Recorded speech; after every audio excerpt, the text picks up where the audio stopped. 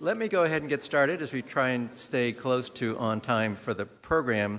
The next part of the program is what we call Ignite Talks, which is really an opportunity to highlight some of the programs that are happening within the coalition. You know, as we've gotten bigger, we've realized that it's hard for everybody to have an opportunity to hear about everybody else's activities and programs and influences on their students and on their faculty and staff and what they're trying to achieve. There is the poster session later in the day, just to remind you, poster session / social hour. I think we have about 30 posters, largely from coalition members talking about presenting and talking about their activities at their institution. Then we have a few others from other organizations to highlight their connection to the coalition. So you'll look for those opportunities to connect and learn about programs. But we want to, in this next half hour or so, ignite your interest in some of the programs that are going on at 3 particular institutions. We have Lehigh University first, we have the University of Denver second, and then we have the University of Utah third. And the idea of the Ignite Talks is to be fast. We said 7 minutes, which is not a lot of time, but to really talk about, feature their projects, maybe advice for others, implementing similar projects. And this particular year, we've asked them to think about, is there a particular aha moment that may have led you in this particular direction, or you were going in that direction and there was an aha where you were awakened to the idea that it was the right direction or not the right direction. And can you talk about that in 7 minutes or less? So our first one is from Lehigh University. We have Bill Whitney. Bill Whitney is the Assistant Vice Provost for Experimental Learning Programs in the Office of Creative Inquiry at Lehigh University.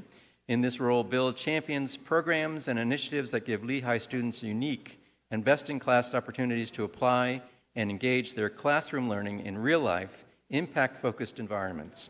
He holds a PhD in theater and drama from the University of Wisconsin-Madison and previously served as an adjunct professor of theater at Lehigh and other area colleges. Prior to his current role, Bill was the inaugural administrative director of the Office of Creative Inquiry at Lehigh from its inception at 2017. Beyond Lehigh, he also serves as the director for the East Penn School Board in Emmaus, Pennsylvania, a role for which he is approaching the end of his first term and currently running for a second. So Bill, take it away. Thank you so much, Keith, and thank you, everybody, for bringing your networking back for a moment. Character means staying on time, so I will do my very best to stay within my 7 minutes.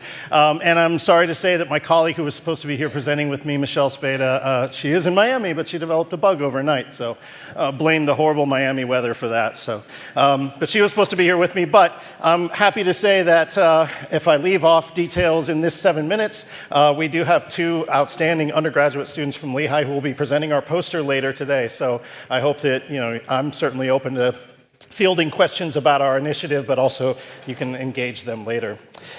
So very quickly, there,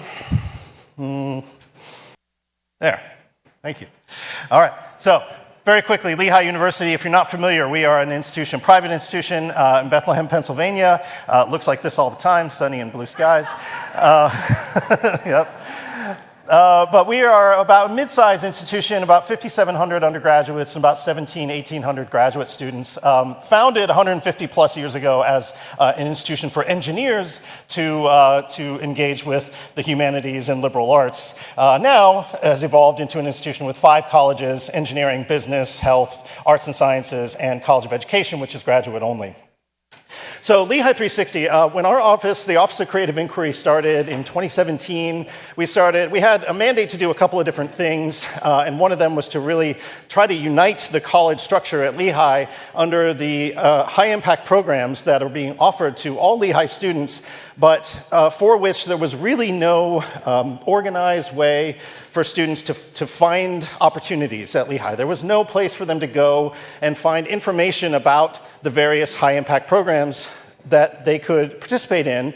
So there was an participation gap. There was an under-emphasis on participating in high-impact programs that were outside the classroom. And so you had a lot of students who were just there, 4 years, get my degree, get out, get the job and not really participating in the kinds of programs that could enhance their resumes and their CVs. So 27 through 2019, we had all these conversations around campus. We did a lot of number crunching. We found that a decent number of our seniors were graduating with at least one high-impact program experience, but no first year, second year, third year, very little third year student participation in high-impact programs. So we decided there has to be a better way, and as we talked to students, we also found that, well, how did you get involved in X program? Well, my roommate did it, or I just heard somebody, or I happened to be talking to Professor X, and they told me about this program that might be interesting. So whether students were finding the right high-impact programs for their needs that would really help align with their passions and their values and the kinds of work that they wanted to do in their lives, not just the degree that they were getting, was really missing. So Lehigh 360 was the name we gave it, and we decided to embark on this initiative. Of course, a little pause on COVID, and then we're back.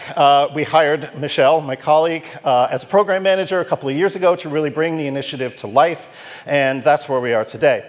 This is also aligned with Lehigh's strategic plan. We're in about the second year of implementation of our 10-year strategic plan, which is called Inspiring the Future Makers, and this is or the future makers, depending on where you want to put the emphasis.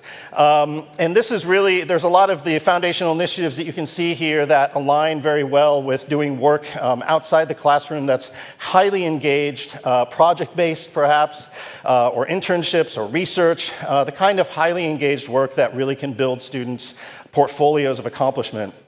We also use this framework a lot in our work. We think about building students' mindsets, skill sets, and portfolios. Mindsets such as systems thinking mindset, a data-driven mindset, entrepreneurial mindset, playing by strengths, all the mindsets that we want them to develop and build through their time here. Skill sets, this is a 2020 list, it's been updated now, but you think about skills like cognitive flexibility, creative thinking. All of you in the room here are familiar with the kinds of skills that we want our students to possess and to build, and that's where we want to focus their attention. And then, of course, portfolios. I'm happy to say we're getting ready. We're in the early planning stages of what will be the first, we're calling it the Future Makers Convocation, that will take place in the fall at Lehigh, and it will be the first convocation that doesn't honor high GPAs, which is very nice, and we have that, and that still exists, but this will honor externally calibrated accomplishments that build our students' portfolios. So all of our students that are publishing, that are co-authoring high-level research publications, are not currently being honored by the university. All of our students that are perhaps engineering new systems within the context of an internship or a job that then get implemented into a company, they're not getting honored for that work. So it's a little bit of an experiment, and we're going to see sort of how it works in terms of nominating those students, documenting their accomplishments. But we think this could be a really important step forward for our university in terms of a cultural shift, a paradigm shift of what we honor, the kind of work that we honor at Lehigh.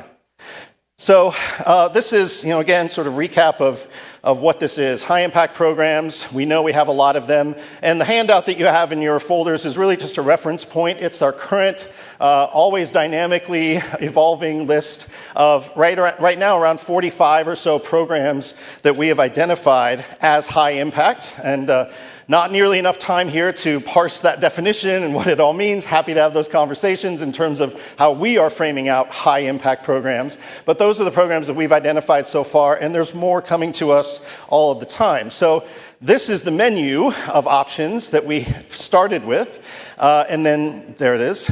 And then that goes to what is now sort of in a phase one stage, and you're welcome to go to 360.lehigh.edu to find sort of phase one of our database where students can not only find these programs themselves, but filter through various kinds of factors such as sustainable development goals that they are really interested in, or more demographic things like what year they are, what major they are, if they're eligible for a certain program. And we're also trying to build in this deeper sort of tagging, so students can put in keywords into this database. I'm interested in issues of gender violence. I'm interested in Title IX. I'm interested in sex education, advocacy. So here's a program that fits those passions and values very well. Break the Silence Peer Educators, run through our Student Affairs division. So, and on and on. So if you're interested in maternal mortality in Africa, here's a project that is underneath the Global Social Impact Fellowship Program that might interest you. So we're allowing students to find programs that are, again, right for them, right for their journey, and that may really help them enhance their education beyond the classroom. So quickly, because I'm sure I'm getting towards the end of my time, but the aha moment that I just want to discuss, and this is in the very early stages, and I'd be very interested to talk to anyone who's sort of had experience doing similar data collection, but we're in the early stages of a broad data collection effort that is looking at student participation across all of these programs. We have some of them tracked, but we're also trying to track alumni 3 to 5 years out of Lehigh.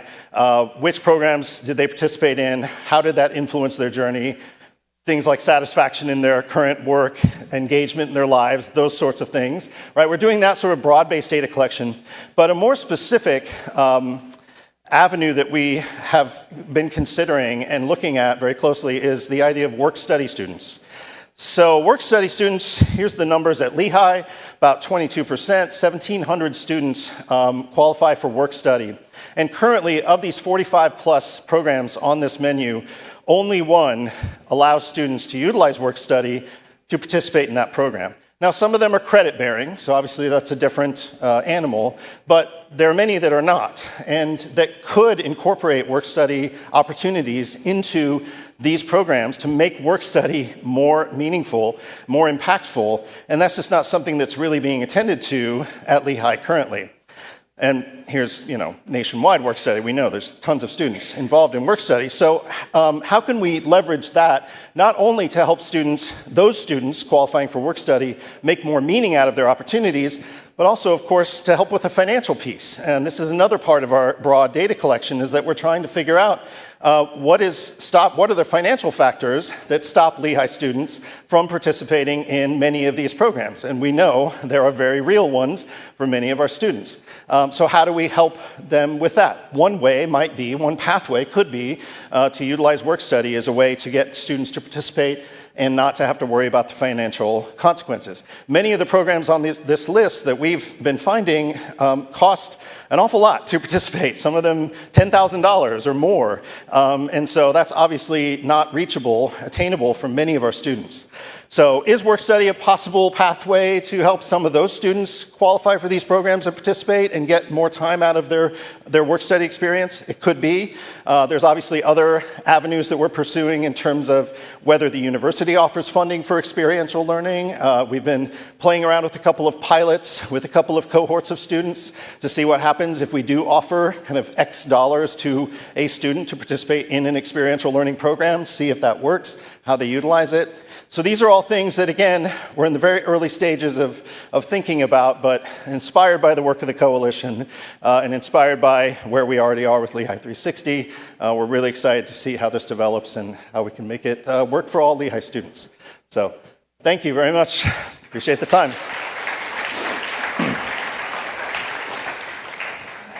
Thanks. Thanks so much, Bill. Really appreciate that. An interesting synergy with talking about the work-study opportunities with what Arizona State is doing with their Work Plus program, interestingly. Exactly. Yeah. I've talked to them already. Purposeful work. And we're going to hold questions, so obviously connect with Bill at some point throughout the day. If you have a question for him or want to learn more, he'll be at the poster session you mentioned.